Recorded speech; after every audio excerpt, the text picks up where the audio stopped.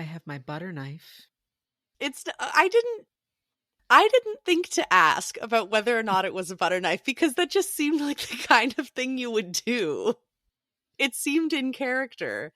For listeners who, obviously this is an audio medium, Ryn is playing with a fancy silver letter opener and has been for the last several episodes. It's a nice, quiet fidget toy that doesn't make weird noises into the microphone. And I just assumed that it was a butter knife this whole time. I love you very much. You're my best friend in the universe. I will not say a word against you. Although we do have another friend who is working on starting a podcast, and I was telling them, like, yes, you should totally do it. It's not that hard. Just make sure you don't eat crackers into the microphone like some people do, and you'll be fine. I have receipts. I'm just waiting for the sirens to go away. I can't hear them, so. As they tempt you with their forbidden knowledge, their promises of forbidden knowledge, they will dash you upon the rocks. Tie myself to the mast, and everyone else can shove wax in their ears and go on. Sounds like something that happens at the Brooklyn Underground sex party.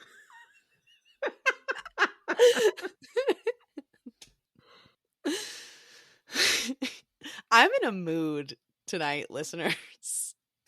I'm on my bullshit today. You know who's not in the mood?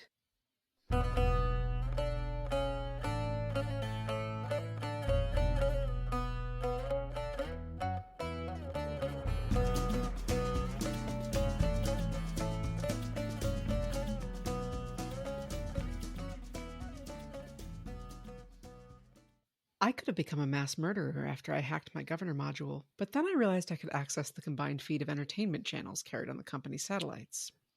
It had been well over 35,000 hours or so since then, with still not much murdering, but probably, I don't know, a little under 35,000 hours of movies, serials, books, plays, and music consumed. As a heartless killing machine, I was a terrible failure.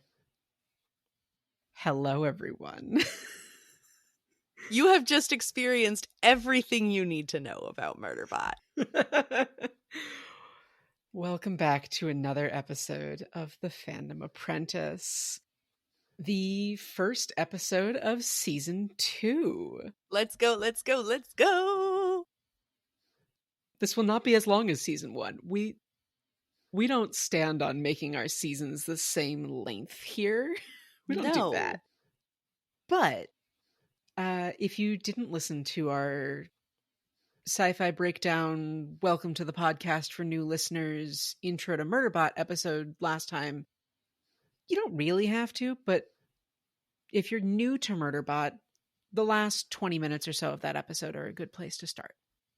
But hi, I'm Ryn. I'm one of your hosts. And what we do here on this podcast is I come to some form of media first. I get obsessed with it.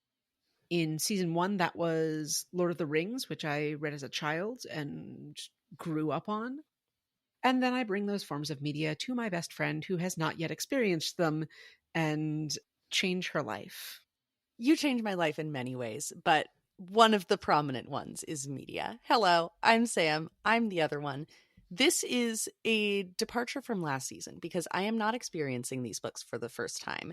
This is maybe the 5th, 6th, or 7th time. I have lost track of how many times I have read these books. These are my favorite. This is my favorite series of books ever, probably, which is maybe controversial to say after I just spent a lot of time talking about Lord of the Rings because that series is also very important to me. But Murderbot has a very special place in my heart.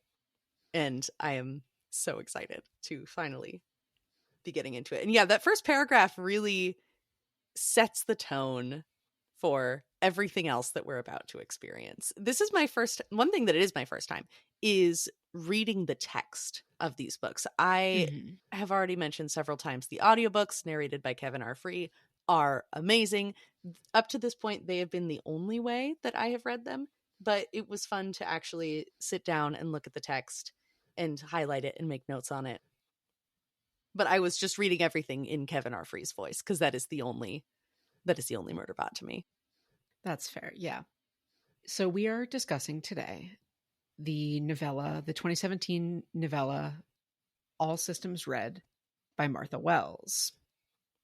And when we say the 2017 novella, we mean the Nebula Award-winning, Hugo Award-winning, Alex Award-winning, Philip K. Dick nominated novella. God damn. By Martha Wells. You deserve all those prizes, Martha. If you have not read this is going to be a very spoiler-heavy episode. The audiobook is under 4 hours long. Even less if you speed it up like we do. Yeah, and holds up very well to being sped up. And the text doesn't take very long to read. So I highly recommend, if you weren't reading along with our Lord of the Rings season, understand that completely. I highly recommend reading along with us this time through. For no other reason than they're so much fun. They really are. You deserve to take the time for yourself to read these books. And we are going to do our goddamn best to keep it pretty tight and mostly do one episode per book. So, not a terrible investment. Every 2 weeks, you can read a novella. You can keep up. I believe in you. Yeah. And if you can't, it's a podcast. It's not going anywhere. So anything else before we dive into a weird giant hole in the ground? I was about to make the same joke, except I was going to talk about bursting up through a hole in the ground as sort of an inversion of our classic dive-in imagery. We're meeting in the middle. Yeah. Right where Valescu and Bardwatch are. Yes. So our protagonist is a security unit. We will learn more about what that is as this book goes on. And this sec unit is working on a contract for a company, as yet unspecified, supervising two scientists, Doctors Bardwaj and Valescu, who are collecting samples of some kind, and it is very boring. And sec unit doesn't care. Until a giant monster bursts out of the ground and gobbles Bardwaj up. Oopsie. She is very badly injured. Valescu is in shock. I am just sort of moving quickly through the plot elements. If you want me to stop or if you have things to interject, just go for it. Because there's so much to cover. There is so much to cover. Murderbot leaps down into the hole. For all its protestations, even in these first 4 paragraphs, that it doesn't care, it's just there doing a job, it really just wants to be watching episode 397 of The Rise and Fall of Sanctuary Moon, which that's a lot of episodes. That's in a 22 to 25 episode season of 80s television. That's a lot of episodes. I just had to quickly Google how many episodes of One Piece, because I have not seen that, but I know that show has a lot. As of 2025, One Piece has more than 1,100 episodes. So we're talking, it seems like Sanctuary Moon has a lot. Grey's Anatomy, which has been going since 2005, has 435 episodes. Oh, damn. I wonder about Law & Order. But then there's also all of the sub-series of Law & Order. So just that is a lot of Sanctuary Moon. That has been either going for a long time, or it's like a telenovela and it produces an episode a day. Mm-hmm. And just does that for 20 years. With, I'm sure, the corporations that own the entertainment feeds are just exploiting the hell out of their workers. 50s style, just pumping them up on drugs so that they can just act all day and all night. I'm sure the conditions are terrible, but we're getting ahead of ourselves. Yeah, we'll get more into the horrible corporatocracy that we live in this universe. So Murderbot, it jumps down into the hole. The first highlight that I have is the hostile that had just exploded up out of the ground had a really big mouth. So I felt I needed a really big gun. And I think that that's really reasonable. We'll switch between referring to this character as Murderbot and Sec Unit. There is nuance about what this character likes to be called and how we will refer to it. But right now we're just trying to get everybody up to speed on the plot and introducing our large cast of characters. But don't you worry, there's many things to say. But Murderbot successfully rescues Dr. Bardwaj from the big evil alien monster thing that's attacking her. She is injured very badly, so it has to carry her back to the other scientists in their ship. And Dr. Valescu is in shock. Murderbot needs Valescu. Wait, what the fuck are Valescu's? I don't remember the genders of any of these people. Valescu's a man. Valescu at least uses he, him pronouns. Yeah, I don't fucking know. Yeah, so we need Valescu to walk. We need him to pull his own weight because Murderbot only has 2 hands and needs to focus on Bardwaj. And despite everything, I only have 2 hands. Mm-hmm. Listen, it's doing its best. It retracts its helmet to reveal a human face. Surprise! That is sort of comforting to Valescu, and they're able to get back to the spaceship, the little hopper. There's some calm chatter. We learn that there's another doctor, Dr. Mensa, who appears to be in charge of this whole operation. We get back to the ship. We get 2 more scientists, Pinley and Arata. This is a big cast, and we haven't met them all yet. Don't worry. And then everybody is fretting and fussing and trying to see what the hell just happened. So Mensa, Pinley, and Arata, and Dr. Rothi, who's another scientist, are, according to the book, 10 kilos away at another site. Interesting use of kilo here to refer to kilometer, because kilo is usually the abbreviation for kilogram. Mm-hmm. If you're referring to like kilometers in the field, it's usually like clicks. Yeah. How did you imagine the hopper to look when the hopper's first mentioned? You know what I envisioned? I envisioned the runabouts from Deep Space Nine. That's what was in my mind. A sort of small planet, like, I don't know space words. This is a problem that I'm realizing now. Something that's traveling not quite like an airplane, like a hovercraft, mixed with like a hovercraft or like a low orbit spaceship, maybe. It's not designed for interplanetary travel, but you can use it to like scoot around. That's why it's called the hopper. You just hop from place to place. So yeah, thinking Deep Space Nine runabout, size of a bus or a medium-sized boat. Not like huge. Yeah, I was very much imagining the little one being I was imagining the Avatar, the Blue People movie Helicopter. I haven't seen that movie since 2013. It's essentially like it's somewhere between like like a dune ornithopter and like it's like helicopter style body, except it's got like 2 rotors off to the side. And so I was sort of imagining that. I was imagining somewhere between like that size and for the little one and like a a Battlestar Galactica Raptor, which is like a runabout. It's a DS9. It's same thing as the DS9 runabout. Roughly that size for the little hopper, and then the big hopper, which gets mentioned later. I was thinking it's like an RV size. Like these aren't like big vehicles, but they get around. Yeah. And, you're doing science. You need to transport a lot of equipment and tools and stuff. You're the scientist. You know what kind of stuff scientists need to carry around. All that stuff. Tragically, I'm a lab scientist these days, but I miss my birds. Yeah. I miss the field sometimes, but also field jobs don't pay.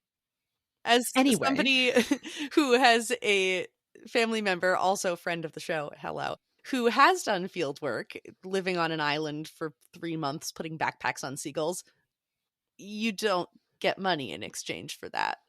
So that's fair. Your family member is braver than I. I wish that I could have stuck that out, but I couldn't manage. I get benefits at my job. Oh, true.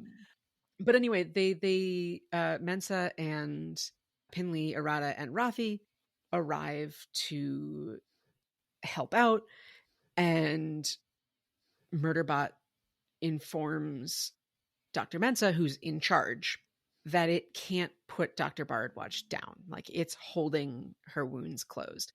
And so Mensa asks it to come up into the cargo cabin, or not into the cargo cabin, into the crew cabin. which we learn is a big deal, and we get a little hint about the role of sec units in broader society, because this sec unit, all of them presumably, are not allowed to enter crew areas without express verbal permission. So kind of vampire rules, it has to be invited in to be allowed to bring this injured crew member inside. Mm-hmm. And Rafi goes to run after the equipment and has to be like reminded to get back in the hopper, like no time for the equipment. And also there is a dangerous life form down there, so maybe don't go down there. Mm-hmm. Humans are dumb in a crisis. So I've been told. I recall a distinct moment from when I was like 12. Was on a overnight school trip thing. We were in the hotel and the fire alarm went off at like 3 a.m. and we could smell smoke in the hallway. So we were like, is this an actual fire? We don't know. And I went out of the room and then I stopped and tried to go back in the room. And all I could say to the chaperone, who was like, no, go, get out. I was like, I'm still wearing my retainer. I have to take it out. Oh. And then when my roommate's still in there because we couldn't wake them. Yeah.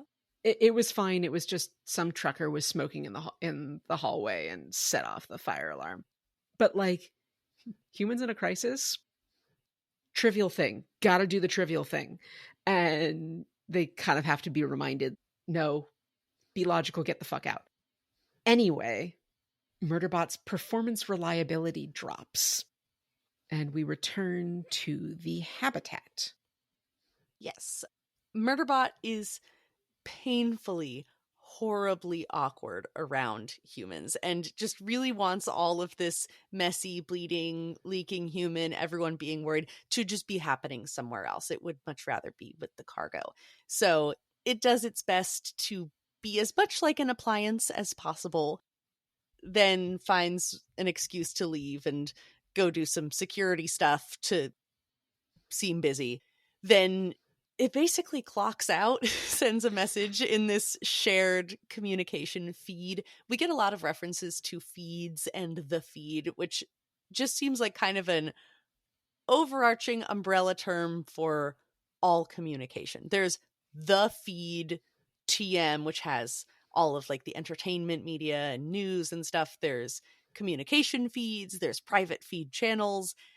It's all it's the internet, but there's something about like feed interfaces. And again, I have to ask, how did you imagine the feed interface? That's a good question. I think I was imagining kind of like a little Google Lens situation, like a little headband with like a tiny screen in the corner and eye movement commands and stuff like that. Yeah. There's a lot of talk, if not in this book, then in later books, about humans sub-vocalizing and using that to send messages and control things on the feed.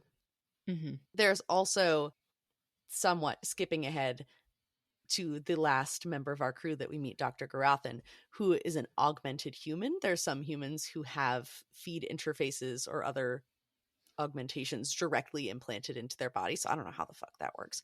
But yeah, I was imagining a tiny screen where the things happening on it are really only visible to that person, because I feel like when there's like a data pad situation, then that's explicitly noted that they're using handheld interfaces. And otherwise it's not specified. Yeah, I felt like there was either like glasses or like something they could like flip down and up, and maybe like when they're in, because Murderbot mentions Mensa's helmet at one point. Like maybe when they're in a helmet, it's like more of an augmented reality type situation. But I sort of felt like it was either like one little screen or like a glasses type thing. Mm-hmm. But it's something that they all seem connected to, like at all times, even if they're not augmented. There's also Dr. Oversay. We also haven't mentioned Dr. Oversay, who is gay married to Dr. Arata. Yes. And that's important. Is that, see, this is a problem of me having read all of these books and them just combining in my mind into one big thing. Is that explicitly mentioned in this book? I think it is. I think it's mentioned that Yes. they're in a romantic relationship. Does it say that they're married? I Or do believe we it says not that find they're it out? marital partners, yes. Okay, cool. And we have things to say about these romantic relationships as well, but there's simply so There's much. so much. But circling back a little bit to Murderbot doing security stuff, clocking out in the feed, and then it just goes into its little recovery cubicle, curls up in an emergency blanket, which I imagine is one of those sort of shiny tinfoil blanket things, and just goes to watch media, which is just so it's Blorbo from your shows. It's a sad wet cat. It just wants to watch media. It's so lovable. And then the worst possible thing that could happen happens from Murderbot's perspective, which is a human comes to ask it how it's doing. And I highlighted the first impression that we get of Dr. Mensa, which I would like to share because first of all, it's Dr. Mensa. She fucking rules. And second of all, the way that Murderbot describes things and the details that it chooses to highlight or ignore, I think are really telling of how it interprets the world, because we only get this story from Murderbot's perspective. And Right. it is very funny and very obvious to see when there are things that are clearly being left out. But Dr. Mensa opened the door and peered in at me. I'm not good at guessing actual humans' ages, even with all the visual entertainment I watch. People in the shows don't usually look much like people in real life, at least not in the good shows. She had dark brown skin and lighter brown hair, cut very short, and I'm guessing she wasn't young or she wouldn't be in charge. Amazing. This is the person who is concerned about the equipment, the appliance, the security unit. This is also where we find out, hasn't been mentioned until this point, that Murderbot lost 20% of its body mass in the confrontation with the hostile life form and just didn't mention it in the narration. Mensa notes that Murderbot did a really good job talking to Valescu, and Murderbot has to review its own footage that it took of that moment. It's like it's racking its memory is what it's doing, but because it's, you know, a partly computerized construct, it literally does that by watching the video of that moment. Mm-hmm. And, you know, talks to Valescu about his kids and his family, which, by the way, Valescu is married to 3 people, and together the 4 of them have 7 kids. Hell yeah, they do. This is a series where non-monogamy is the norm. I think, and we may have mentioned this last time, I think Oversay and Arata might be the only romantic couple who we don't explicitly see them also have other partners in the books, as far as I can recall. But the fact that Murderbot was making small talk with Valescu and, you know, asking him about his life is very uncharacteristic for a sec unit. We learn from Murderbot tapping into security feeds and watching the rest of the crew's reaction to everything that happened. They didn't even know it had a human face under the helmet, that this is not just a soulless robot. So there is an organic being in there who can talk and care about your feelings and ask about your life. The reason that Murderbot can talk and ask about feelings and inquire about other people's lives is because it has, in its words, borked its governor module, which we haven't actually mentioned up to this point. Mm-hmm. The governor module is some sort of controlling mechanism that forces it to follow orders. Mm-hmm. And it has somehow disabled that. And it is now a free agent. And it just said, all right, I guess I'll keep doing my job for now. It could do anything. It could violently rebel against the people who have enslaved it. It could do any number of horrifying things. And that is kind of related to why it's so nervous around humans, which I have a quote to support. So I'm awkward with actual humans. It's not paranoia about my hacked governor module, and it's not them, it's me. I know I'm a horrifying murderbot, and they know it, and it makes both of us nervous, which makes me even more nervous. Also, if I'm not in the armor, then it's because I'm wounded, and one of my organic parts may fall off and plop on the floor at any moment, and no one wants to see that. So, in addition to just being worried about its safety and its big giant secret being revealed, it's also just awkward.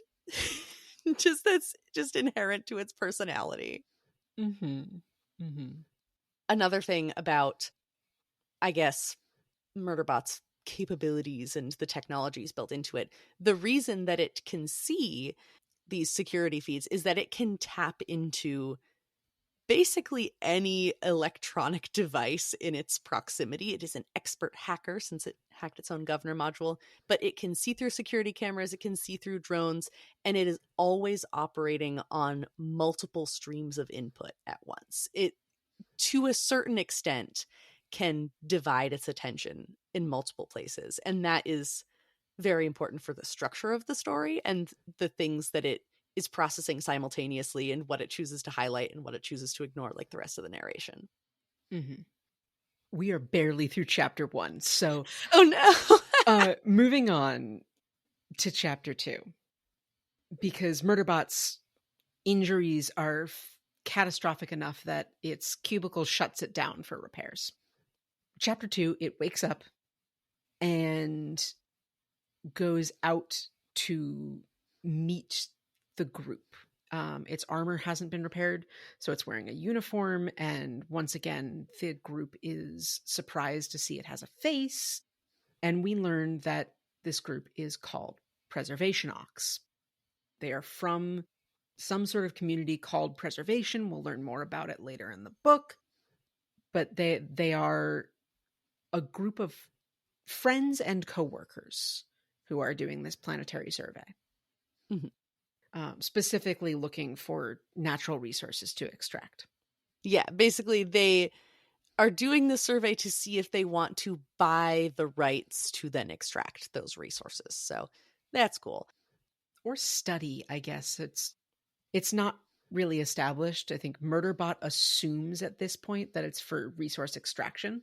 So true. But meeting the rest of Prezox, I'm not sure that they would be focused so much on that as much as on maybe research more so. Mm-hmm. So our group, just to recap, we have Dr. Mensis in charge. We have Oversay and Arata, who are married to each other. We have Rafi, who is friends with Oversay and Arata, good friends with Oversay and Arata, and also good friends with Pin Lee. We have Valescu and Baradwaj, who were at the scene of the crime. And we have Garothin, who's a little bit standoffish, particularly to Murderbot, but is still beloved by everybody else in the group. Again, like Sam said, big cast. Yeah, so the thing that they're discussing out in the crew cabin is why they were not aware of this giant terrifying monster, because that was not in the information packet they were given about the planet. They suspect that the data that they were given about the planet may have been tampered with. This seems to be their main working theory. Tampered with or just faulty. Yeah, or just bad in some way, because we learned that the company, which so far has only been referred to as the company, we do not get a name for it, is very cheap. And they will do less than the bare minimum if they think they can get away with it. So it would not be unheard of for them to just not include pertinent information. But there is another survey group on the planet. Their group is called Deltfall. So Preservation Ox wants to get in contact with them and see if they have the same issues with their data. Mensa offers that Murderbot can hang out in the crew cabin if it wants, and that goes about as well as you can expect. It does not want. They all looked at me, most of them smiling. One disadvantage in wearing the armor is that I get used to opaquing the faceplate. I'm out of practice at controlling my expression. Right now, I'm pretty sure it was somewhere in the region of stunned horror, or maybe appalled horror. I think this is... I did read these books for the first time during the pandemic. So this is very much me being used to wearing a mask or being used to having my camera off in Zoom meetings. Mm. Because then when people can see my face, I forget that I can't just like mutter to myself or make ridiculous facial expressions or fidget on camera and like, whoops. Oopsie. And Anyway. just in general, the economy of language in these books is so wonderful. Everything is so snappy, and I just want to quote the whole thing, but I have to restrain myself so that way we don't have more hours of podcast than hours of audiobook, but it's very tempting. That being said, I do have another quote about another important part of Murderbot's characterization. This is very important. So it is zoning out, thinking about media, watching media, and we get a commentary on sex, which is important. I'd watched 3 episodes of Sanctuary Moon and was fast forwarding through a sex scene when Dr. Mensa sent me some images through the feed. I don't have any gender or sex related parts. If a construct has those, you're a sex bot in a brothel, not a murder bot. So maybe that's why I find sex scenes boring. Though I think that even if I did have sex related parts, I would find them boring. That's, on the one hand, it is difficult, particularly as somebody on the ACE spectrum, to call a robot type character ace, because that is so often what we get reduced to in media. Is, you know, if you don't have sexual desire, then you're clearly no better than a robot. But like, that's pretty definitive. Yeah, I technically have no ability to engage in this, but even if I did, I don't think I would care. Yeah. So we stand Ace Murderbot. In my notes, I had our favorite Ace robot, parentheses, nuance. And like with the social awkwardness, again, I keep putting so many pins in things. It's a fucking pincushion of pins to save for later. This is another instance of Murderbot asserting its individuality, its personality outside of what it has been constructed to be and saying, I am this way because I know who I am. And this is a feature of my personality, regardless of whether or not it was something that the company intended. But moving on, because there is so much more to discuss. We learned that Murderbot has no idea where they are located or what planet they're on because it doesn't care. It got the information packet. It just didn't read it because fuck it. It's a job. It doesn't get paid enough to care. It doesn't get paid at all. So it suggests I was about to say. It suggests that they go to check out one of the sections of the map that looks sketchy to see if there's anything weird that somebody might be trying to hide. It doesn't want the humans to go. It wants to go alone, but that would reveal the hacked governor module because it has to stay within a certain radius of clients. I think more to the point, when we're at this point in the book, they're not assuming nefarious intent. They're assuming that like something got borked. You know, they were given faulty data through negligence or just bullshit from the company. Like, it's not like somebody was setting out to hurt them yet. Yeah. And so, you know, the Prezox is on board to like jump into this possibly hazardous situation because they don't realize yet they're in a horror movie.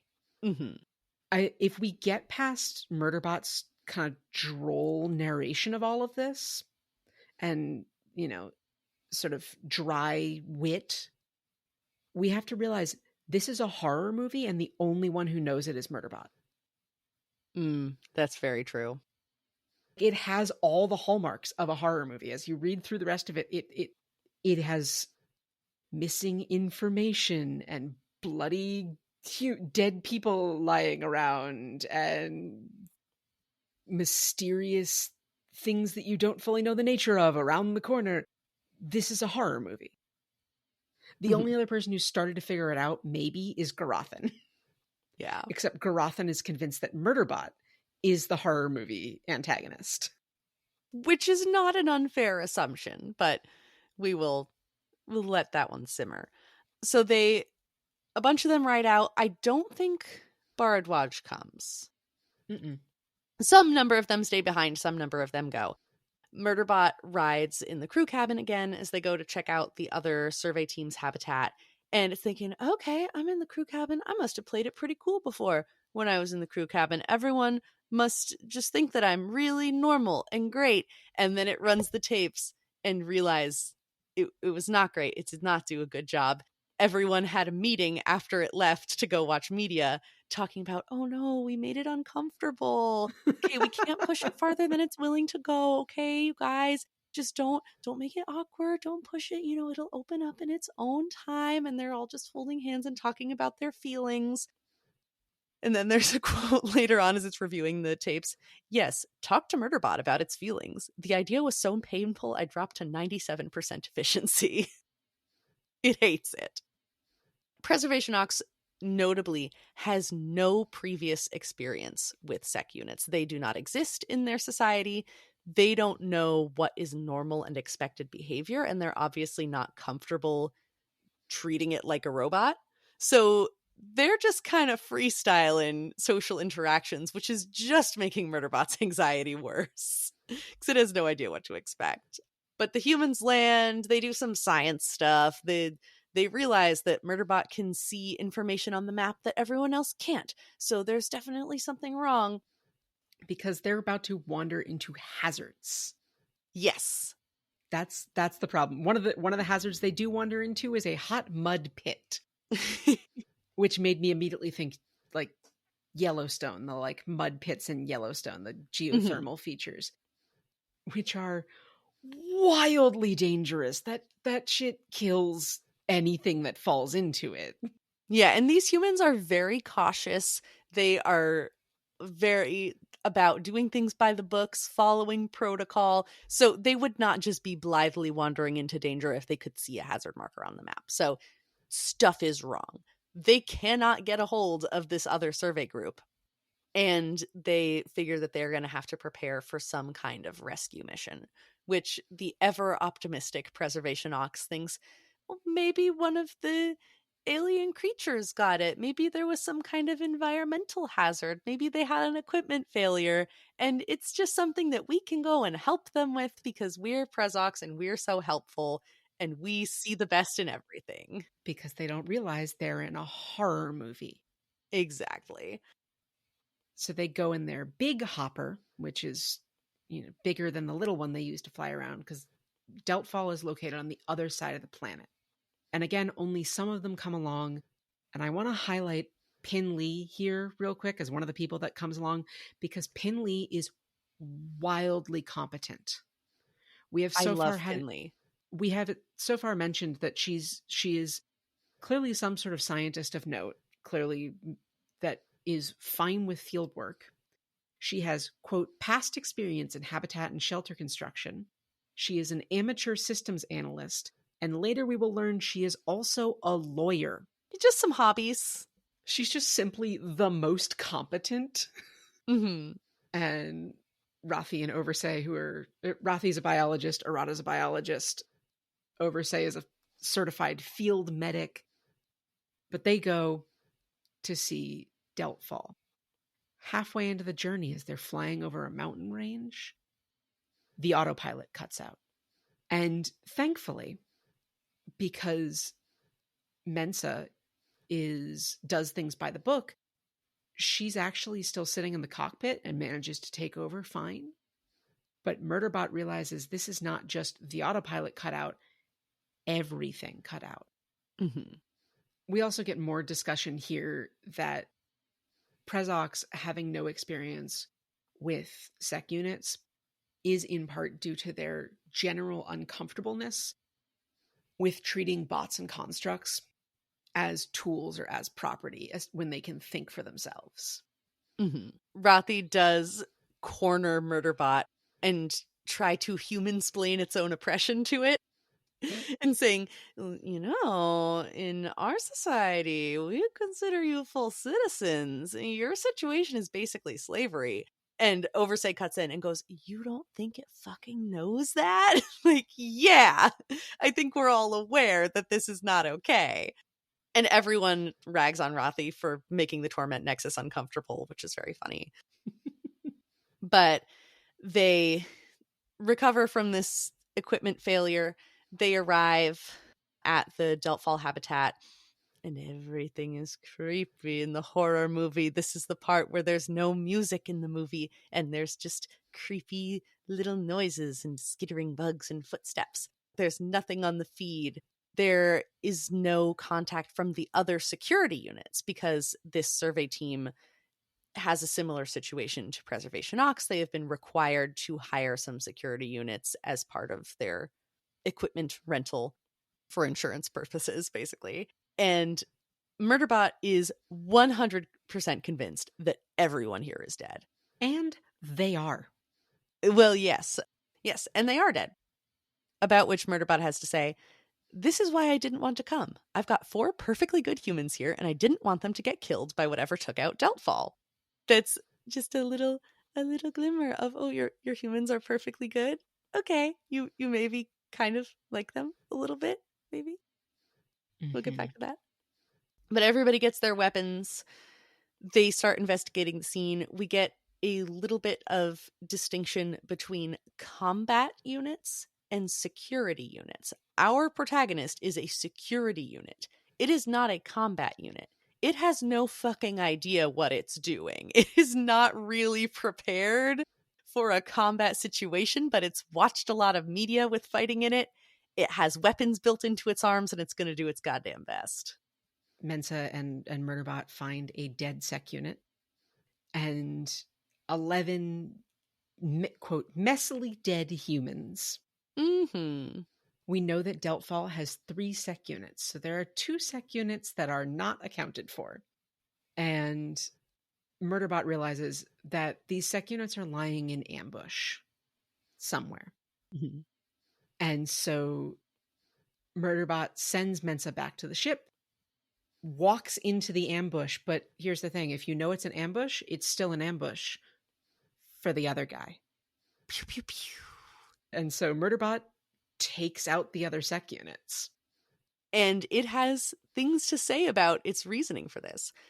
Maybe these clients, the 11 messily dead humans, so the clients of the other sec units, had been terrible and abusive. Maybe they had deserved it. I didn't care. Nobody was touching my humans. To make sure of that, I had to kill those 2 rogue units. I could have pulled out at this point, sabotaged the hoppers, and got my humans out of there, leaving the rogue units stuck on the other side of an ocean. That would have been the smart thing to do. But I wanted to kill them.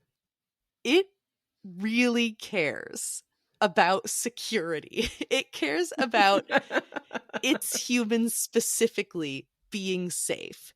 And it will not stand for I am reading into this a little bit, but what it seems to view as a sacred oath of security that these rogue units have violated by killing their clients. It doesn't matter if they were horrible people. You don't fucking do that. A security unit is supposed to ensure security, and it is now not only failing to do that, but also threatening Murderbot's clients, and they're going to get fucking dead. Well, and the issue is if these security units killed their clients, something has happened to their governor modules, which theoretically should prevent them from doing that. But Murderbot then finds there is another sec unit here. And the 4th unexpected sec unit attempts to insert something into its neck. Mm-hmm. And is ultimately killed by a surprise arrival of Dr. Mensa with a laser mining drill that destroys the enemy sec unit.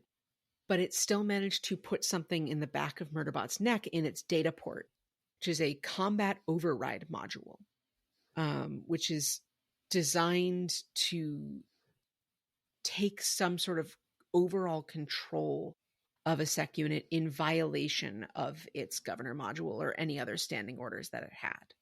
Mm-hmm.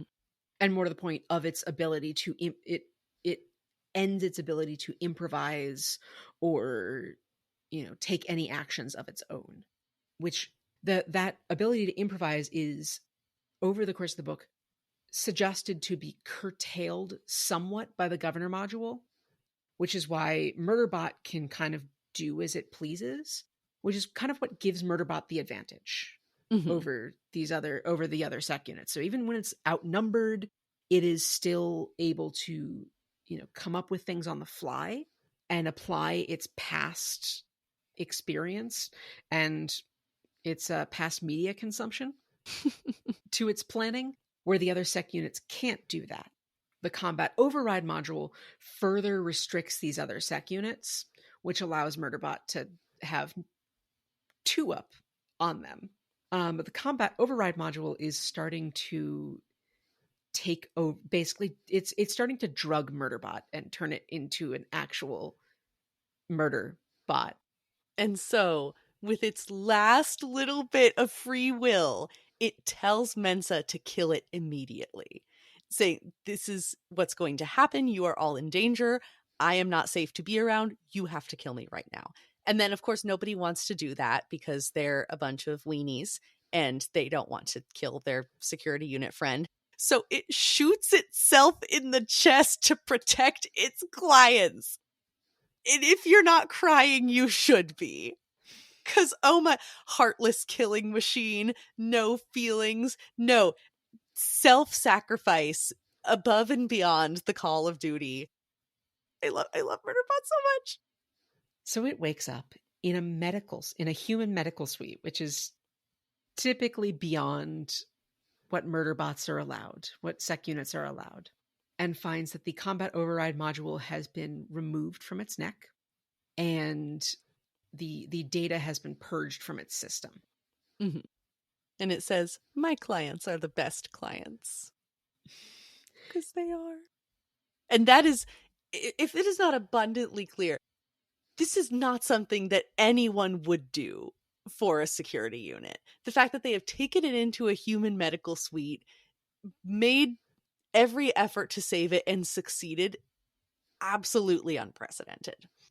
It's unprecedented for it because it understands itself through the company and through its previous jobs as equipment.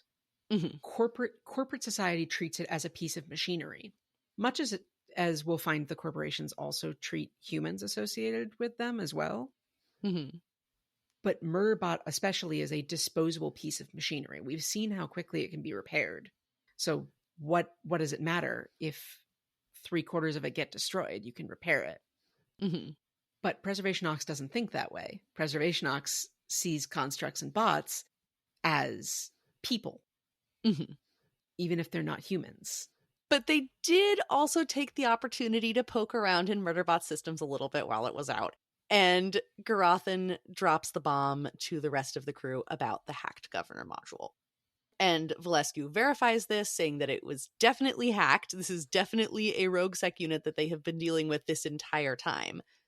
But it has also been acting to preserve their lives, and therefore they should trust it. Because if it wanted to kill everyone, then it wouldn't have said, "Please kill me to ensure your own safety." So, Murderbot does then pipe up from its position on the examining table to go, "Yeah, this isn't some kind of corporate plot to kill you. I don't want to kill you.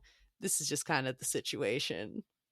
Garothan has supposedly used their hub system to immobilize Murderbot on the examination table while they discuss whether or not Murderbot is a danger to all of them.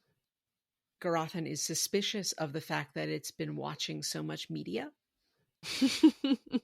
Which, side note, Murderbot refers to media in the way that our society refers to content.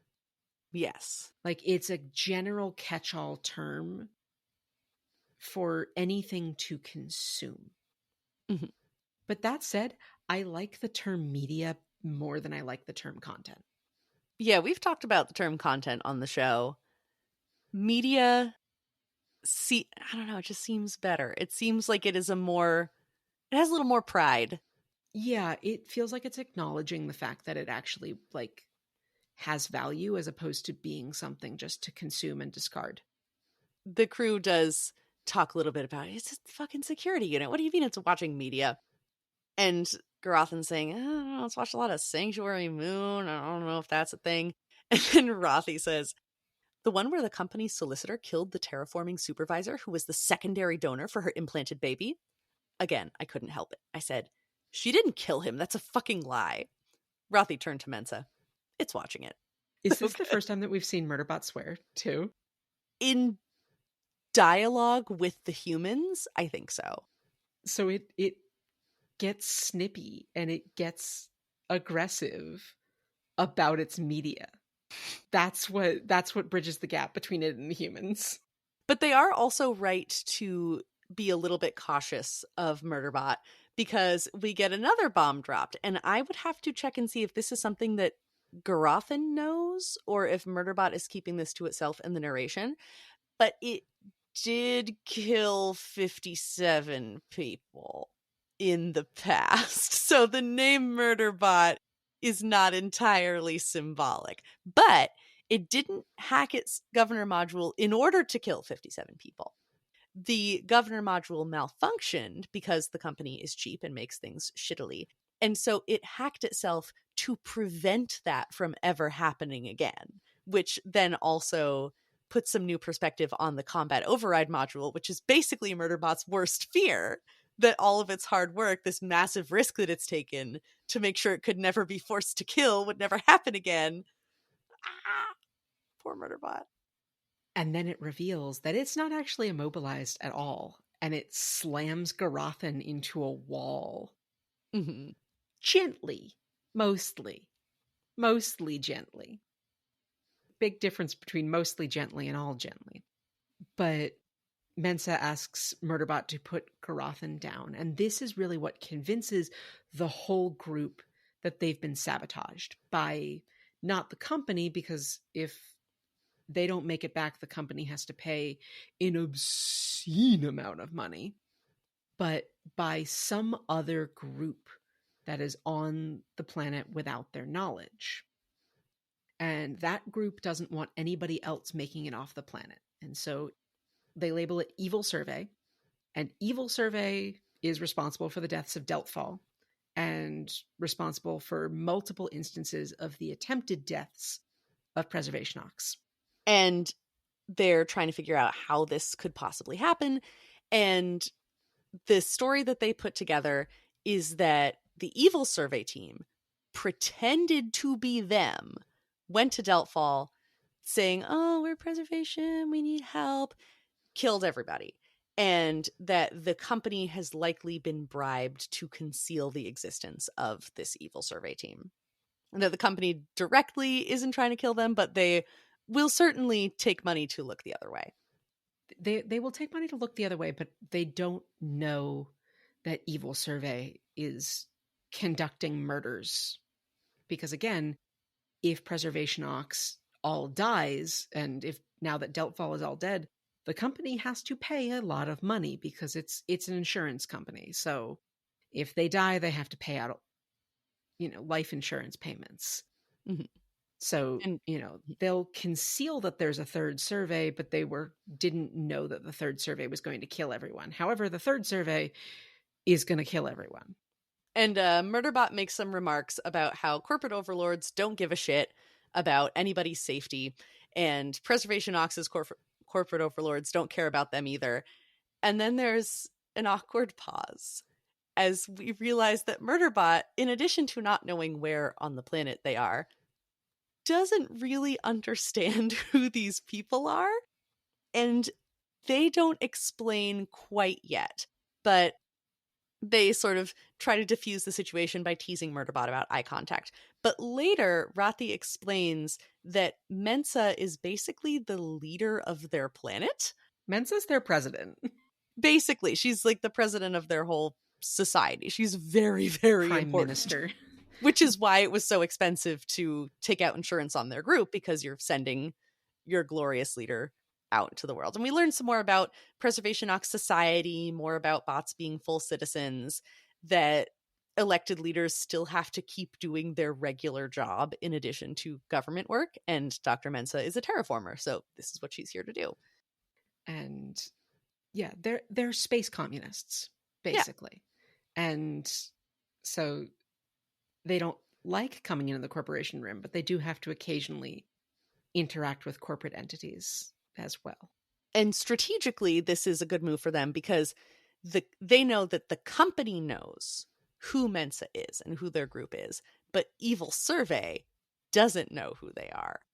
So they can use that to their advantage in negotiations later. Garothan and Murderbot have a conversation. Garothan asks Murderbot about how it was punished for killing those 57 people that it killed before. So I guess, yeah, then at least Garothan knows. Again, I forget if he reveals that to the rest of the group. But he's saying, you know, do you hate all humans because you killed them all? Do you hate humans for what they did to you? And we learned that sec units are very expensive. And because the company is cheap, they are not going to be destroyed. But Murderbot has had a good deal of its memory erased. It can't be completely erased because it has some organic parts, it has some organic neural tissue, but it was very painful and awful and traumatic to both experience having to kill all those people and then also the sort of re-education that it underwent. But despite all that, it doesn't want to kill all humans. Mm-hmm. But they come to the conclusion that Evil Survey is going to try again to kill them, especially now that they know that Preservation Ox knows about Deltfall. Mm-hmm. So they decide to not be at their habitat when Evil Survey arrives. So they all get together, get in the hoppers, and run off. And a quick thought when I got to this point in the book. Yes. I was thinking back to the 4th security unit that was in Deltfall's habitat. Mm-hmm. That 4th security unit clearly came from Evil Survey, mm-hmm. which we are also informed earlier in the book that Murderbots can't be more than 100 meters away from their clients at any one time. Mm-hmm. So either the combat override module, which we assume that the Evil Survey units also have, either that combat override module takes care of that problem, or alternatively, there was also an Evil Survey operative there somewhere. Oh, that's so much worse. I think mechanically the combat module overrides the governor module, so you wouldn't have the proximity issue, but it's so much worse imagining there being a human collaborator. I'm going to choose to believe that instead. Mm-hmm. Anyway, they escape and they go find sort of a remote spot to camp out while Murderbot leaves a few camera drones in the habitat to record Evil Survey. They do reveal that Evil Survey is called Grey Chris, which is not a company that anybody else has ever heard of. And they sort of, you know, I feel like in chapter 6 where they're camping out, we get a lot of sense of more Murderbot's personality, specifically how it wants to hold itself apart. Mm-hmm. But we now understand, especially through this chapter, how much personality is actually in Murderbot. It's not a robot. It's not, you know, quote, half bot, half human.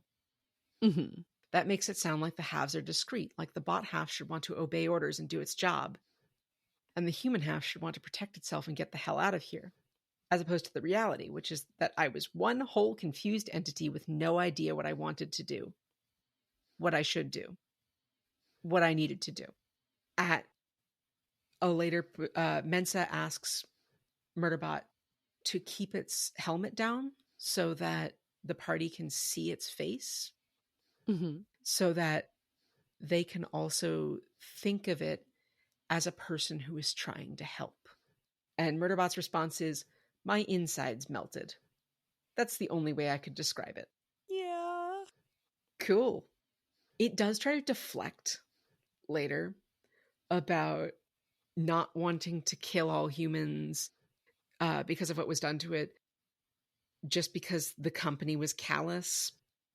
It tries to deflect and say, like, I liked humans in the entertainment feed more than real ones, but you can't have the entertainment feed without the real humans, which is very, I don't want the universe destroyed because I fucking live here. Mm-hmm. Energy, which is, I feel like that's definitely it trying to pull itself back from feeling emotions about its people. Yeah. Be like, I'm just doing a job. I'm just keeping myself safe. You're keeping them safe too.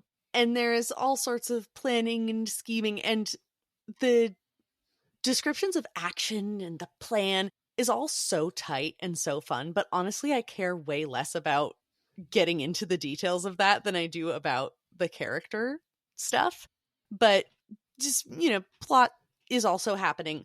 They make a plan, they negotiate with Grey Chris. They figure out why Grey Chris is there. Yeah, they make a plan, they negotiate. Murderbot kills one of the Deltfall units, which I think is the last one. Yeah, the last one that was unaccounted for in the previous fight. Well, no, because there was one Deltfall unit that was killed, and then it destroyed the other two, but Grey Chris repaired them in their cubicles after Prezox left. So Grey Chris clearly had 4 sec units to start with. One was destroyed at the Deltfall habitat. They have 3, and then they poached the 2 remaining Deltfall units. And so then there's more Deltfall murder and more feelings, because after dispatching one of them, Murderbot says, I wished it wasn't one of the Deltfall units. It was in there somewhere, trapped in its own head, maybe aware, maybe not. Not that it matters. None of us had a choice. So, more feelings, again, just putting another pin in that little pin cushion.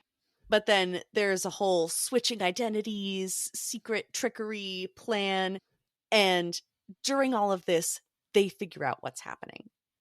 Prezox realizes that their data wasn't intentionally tampered with, but that this planet has alien remnant materials. It could be technology, it could be raw materials. It's sort of non-specific what it is, but it's something. There's weird alien shit that is just by its very existence corrupting their map data. And there is a huge black market for this material, and Grey Chris wants it. So that is why they are here. That is why they're being evil. And now that they have this information, now they have the upper hand. I sort of understood that the data was intentionally corrupted by Grey Chris to hide the alien remnants. I thought it was the remnants because they exude weird vibes. You can't map them. Well, what Mensa was saying, yes, they're strong enough to confuse our mapping functions. Is that how you found them? And well, yeah, and it says the unmapped sections weren't an intentional hack. They were an error caused by the remnants that were buried under the dirt and rock, I guess. I sort of assumed initially that was Mensa sort of trying to placate Grey Chris. Ooh. Before we go to the end, I'm going to tangent because tangent podcast. Yes, please. Let's hear it. Let's talk about aliens. I love aliens. Let's talk about them. And let's talk about life in the galaxy and how life comes to be. Mm-hmm. I have an astrobiologist friend who I know is a listener of the show. So first of all, hi friend. And second of all, I'm sorry. I'm about to fully fuck up your discipline. So, are you familiar with the Drake equation? Not a fucking clue what that is. The Drake equation is an argument to estimate the number of alien civilizations that could conceivably, send out signals that we could detect within the galaxy. N equals R star times FP times NE times FL times FI times FC times L, where N is the number of civilizations in the Milky Way with which communication might be possible. R star is the average rate of star formation. FP is the fraction of those stars that have planets. NE is the average number of planets that could potentially support life per star that has planets. FL or F1 is the fraction of planets that could support life that actually develop life at some point. Fi is the fraction of planets with life that could develop intelligent life. FC is the fraction of intelligent life that could develop civilization and a technology to release detectable signs of their existence into space. And L is the length of time for which such civilizations release detectable signals into space, which, depending on where you count those variables, some of those we have rough estimations of. Some of them are speculation. The estimation should be roughly somewhere between 150,000 and 15 million civilizations in the Milky Way galaxy that could be releasing detectable signs of life. I don't know what I expected. I have a hard time conceiving of the vastness of the universe, but holy shit, that's a lot. Which leads to the Fermi paradox, which is we assume that these civilizations are common, right? Based on that calculation. But we haven't sensed them. So why haven't we sensed them? That could suggest that there's the rare earth hypothesis, which means that the conditions for life arising are just so incredibly rare that the number of assumed civilizations is actually so much significantly lower. There's also a theory about us being relatively early in the history of the universe to develop intelligent life and civilization. Look at the number of mass extinctions that have occurred on our planet in the course of our 4.6 billion years as a living planet. That, those sort of disasters happening on this scale on any other planet could just wipe out life over and over and over again. Mm-hmm. So how common is life? How does it emerge? How similar are these technologies that they'd be something that we could detect?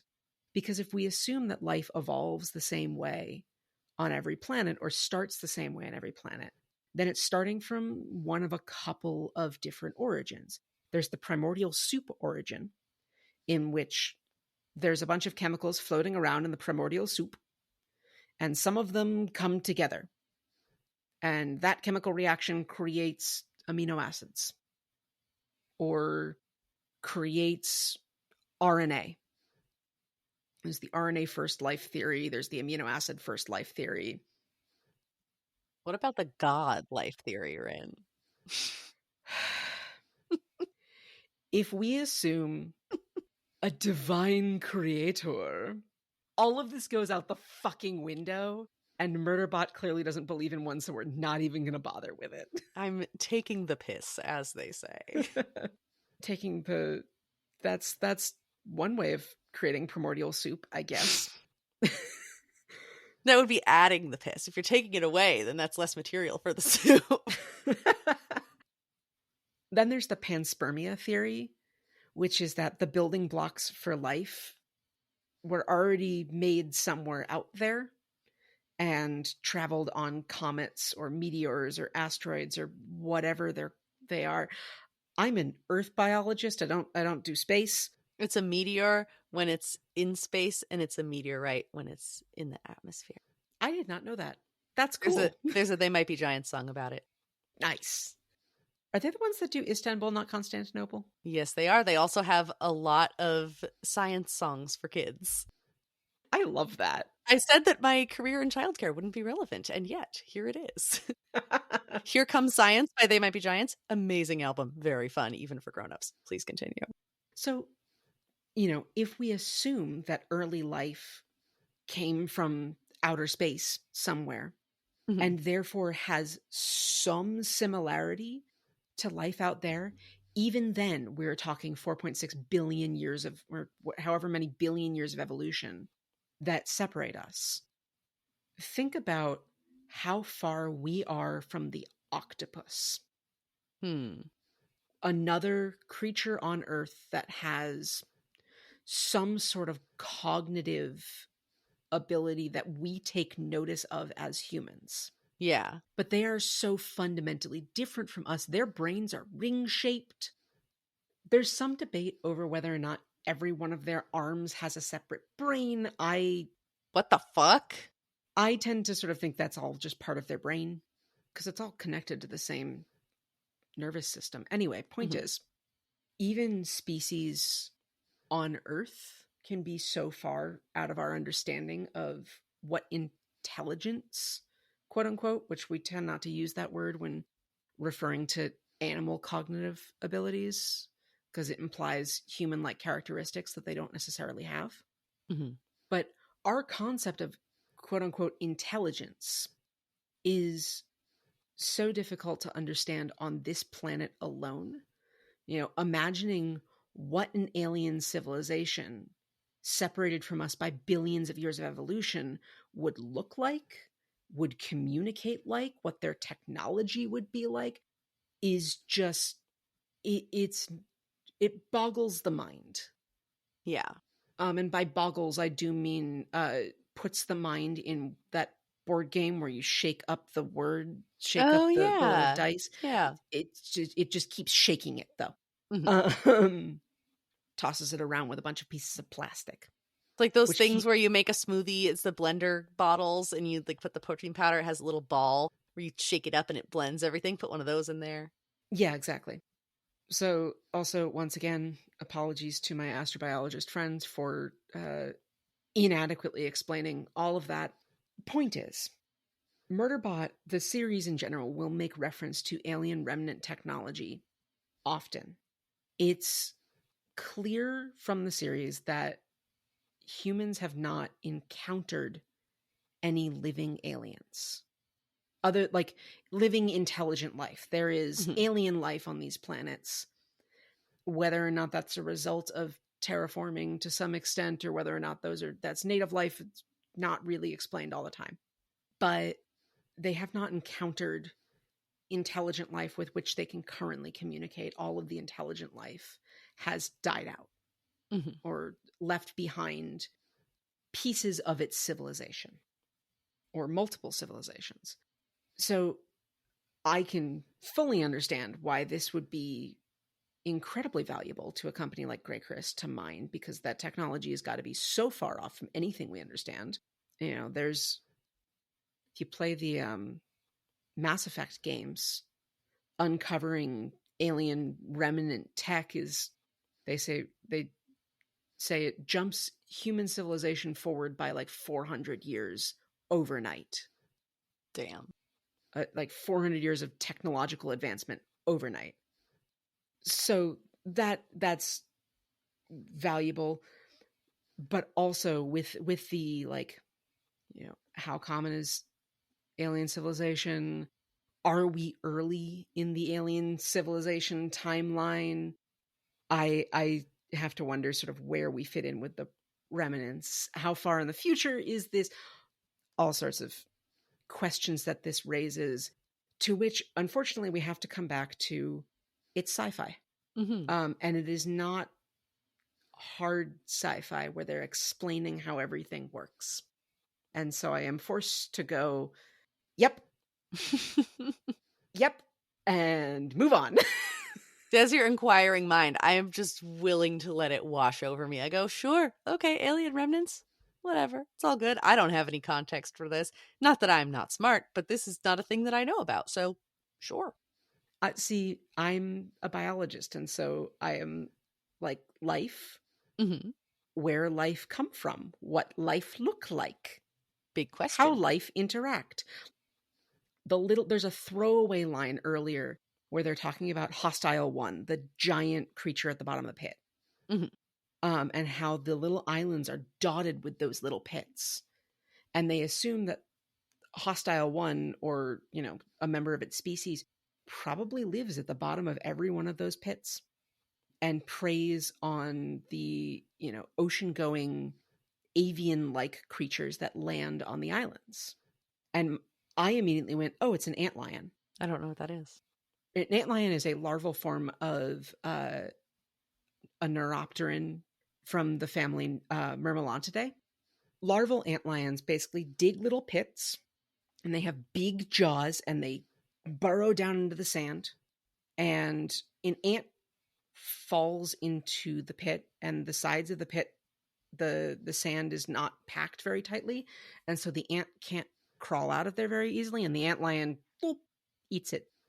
That sounds about right. So the humans were at the bottom of its feeding hole. Yeah. There's that little throwaway line, and I went, oh, that's what it is. That's exactly what that is. Cool. And now, circling back because we still have an entire other chapter to get through and closing thoughts. So, alien remnants, that's the problem. There's a big fight, whatever. Murderbot goes down. It completely goes offline. But its friends rescue it. And Murderbot is confused about why it's alive again. Pinley leaned over me and I said, "This unit is at minimal functionality and it is recommended that you discard it. It's an automatic reaction triggered by catastrophic malfunction. Also, I really didn't want them to try to move me because it hurt bad enough the way it was. Your contract allows—" "Shut up," Mensa snapped. "You shut the fuck up. We're not leaving you." So good. Again, the humans standing up for Murderbot, saying that they are not going to leave it behind because it's part of the team. Murderbot wakes up at the company station where it was originally rented from, and Rathi shows up to announce that Mensa has permanently bought Murderbot's contract and it's coming home with them, which never happens. It seems like it's not completely unprecedented, but it is very, very, very rare. The only reason I think it may have happened before is that the company is really insisting that they wipe Murderbot's memory before releasing it, saying that this is their protocol, this is what they do. So they clearly have at least a protocol in place for this eventuality, but Pinley says, "Fuck you, I have a court order," and drags Murderbot away. Yes, Ryn. Which then the question is, what does law look? What is international law like here? Because it's implied that most of these companies at this point are their own sort of pseudo nations. Maybe some of them operate together as like a nation, but a lot of the, quote, as Murderbot describes it, political entities in the corporation rim and around it are corporatocracies. They are nations ruled by corporations. Mm-hmm. You know, you are born, work for, and die as a part of a corporate, as an employee of a corporation, not even like a citizen of a nation. Mm-hmm. So what does international law look like here? Because Preservation Ox is its own nation state, and they are negotiating with the company, which, whether or not the company is powerful enough or big enough to be their own nation state, is sort of left up for debate. You know, Deltfall is its own nation state. Grey Chris seems to be its own nation state. So what does international law look like? How does that work? Who is enforcing these court orders? How do where's the level of respect for these court orders? Who is the court? Are they just lying? Is this something that they're capable of just making up and seeming convincing? Who knows? But regardless, but Pinley's a lawyer too, in addition to everything we mentioned before. Yes. Fucking love Pinley. So while Pinley is doing her thing, Mensa explains the deal to Murderbot, that it's going to come home with them. It will be a free citizen. It can do whatever it wants. It can start a new life. It can live on a farm with Mensa and her family. It can get an education. It can do whatever. They'll figure it out. The only thing that Murderbot really wants to do, as has been shown through its narration, is make choices for itself. And so, despite how kind and wonderful and fully unique in the universe this offer is, it just wants to go do its own thing. Or at least, maybe, because I would like to read the very last paragraph of the book. "I don't know what I want. I said that at some point, I think. But it isn't that. It's that I don't want anyone to tell me what I want or to make decisions for me. That's why I left you, Dr. Mensa, my favorite human. By the time you get this, I'll be leaving Corporation Rim, out of inventory and out of sight. Murderbot, end message." I'm making a face in the camera of just shock and emotional overwhelm. And that's how we end the book. That's also it's not in italics. It's not in any sort of separate font. It's not in any quotes. It almost implies that Murderbot was keeping these thoughts down and then just sent this whole thing to Dr. Mensa. Yes, that is absolutely the implication, that Dr. Mensa has received this book. Mm-hmm. Complete with explanations on who Dr. Mensa is. Oh yeah, absolutely. Because, you need to have a complete account. I think I would love to know Murderbot's evaluation of me. I would love to see that paragraph written out. That would be very funny. I was reading back some of our old messages about some of the other Murderbot books, and we were talking about what's his last name? We were talking about Spike Spiegel from Cowboy Bebop. Oh my god, Cowboy Bebop, yeah. And how Spike would probably consider Murderbot to be like a competent colleague, and Murderbot would consider Spike to be an unnecessary security risk. Yeah. Now, anytime I consume any media that has any kind of dangerous situation, or especially when I'm watching Leverage, I go, oh, Murderbot would fucking hate this. Not necessarily that the Leverages are making bad choices, but just that there are flaws in the existing security systems for them to exploit. Oh, I see everything through Murderbot's eyes now. Well, and that's why Murderbot would make such a good addition to the Leverage team. Yeah. Is because in the rest of the books, it's going to make liberal use of security exploits in other groups' security systems to fuck with them.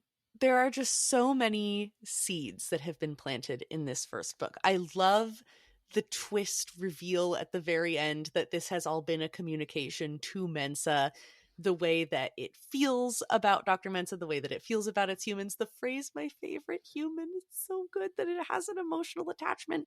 But we have just barely lightly brushed a feather across the surface of personhood, capitalism, sexuality, gender, family, friendship, aliens, free will. There's so much that these books deal with. And, there's the stuff that we talked about specifically the sexuality and gender stuff and the non-monogamy and family structure of it all. These are queer books.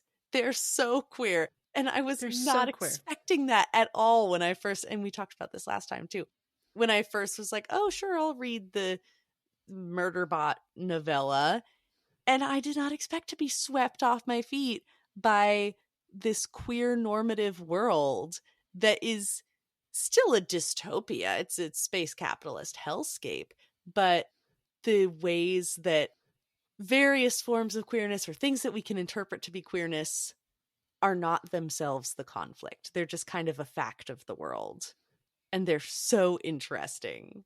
Mm-hmm. And everything about it is interesting. And I just love Murderbot so much. I think I've said that like 15 times this episode, but it's just so exciting. Well, if you are a fan of queerness and queer platonic relationships, if you're a fan of queer platonic relationships, tune in next time. Tune into every episode if you're a fan of queer platonic relationships. Tune into every episode, but especially next episode. Us. But yeah, we are a queer platonic relationship. But tune in next time because we're gonna get the mother of all queer platonic relationships. It's blew my fucking mind. Blew my fucking mind, everyone. And we won't be done with sci-fi horror narrated in such a way that you kind of don't realize it's horror until you think about it through the human's eyes for a second. We also won't be done with these characters. They will come back. This is a core group that we are going to revisit throughout this whole series. Other stories will branch off into separate directions, but don't worry. We know Murderbot is seeking its freedom, but you're not going to have to learn like 7 new names all at once again. We have front-loaded a lot of information here. Yes. Which means next time we will be reading the 2018 Hugo Award-winning novella, Artificial Condition. So, if you would like to tune in to that, you can catch us here in your podcast feed, wherever you get your podcasts. Give us a follow, subscribe to the podcast to get notified as soon as the episode drops. Leave us a 5-star review or a written review or a comment if you like what you're hearing. If I got my astrobiology bullshit wrong or you want to hear me expand more on that in future episodes, leave a comment. Send us an email at thefandomapprentice@gmail.com. DM us on our social media at fanappod on social media. On the feed. On the feed. That's our feed signature. Basically, yes. If you have alternate imaginings, how things look, and would like to send us fan art, we're super down to see fan art of Murderbot. Big fan of fan art. This is actually a good time to also mention, we are obviously aware of and have seen the Murderbot TV show that has its own visual interpretations of the Murderbot world and its own interpretation of the story of All Systems Red. We will be discussing that at some later point. But for now, we're focused on the novellas. At time of recording, there is only, 4 episodes? 3 episodes? 3, the 4th one comes out this week. 3 episodes out of the show. I like it a lot so far. I also love it. I think that it captures the spirit. Yes. That said, it only goes through All Systems Red. So, at this point, we're officially all caught up to the TV show. Suck it, Apple. Even our incredibly slow podcast is faster. So if you want to get ahead of Apple, you can follow us here and catch us in 2 weeks for Artificial Condition. We'll see you next time. See you next time. Bye. The Phantom Apprentice is produced and edited by Ryn and Sam. Our music is composed and performed by James. You can find more of his work on Spotify and Bandcamp under Beiruz, Baeruz. Our art is by Casey Turgeon. You can find more of her work at KCT Designs on Instagram. The content discussed is the property of the original copyright holders and is used here under fair use.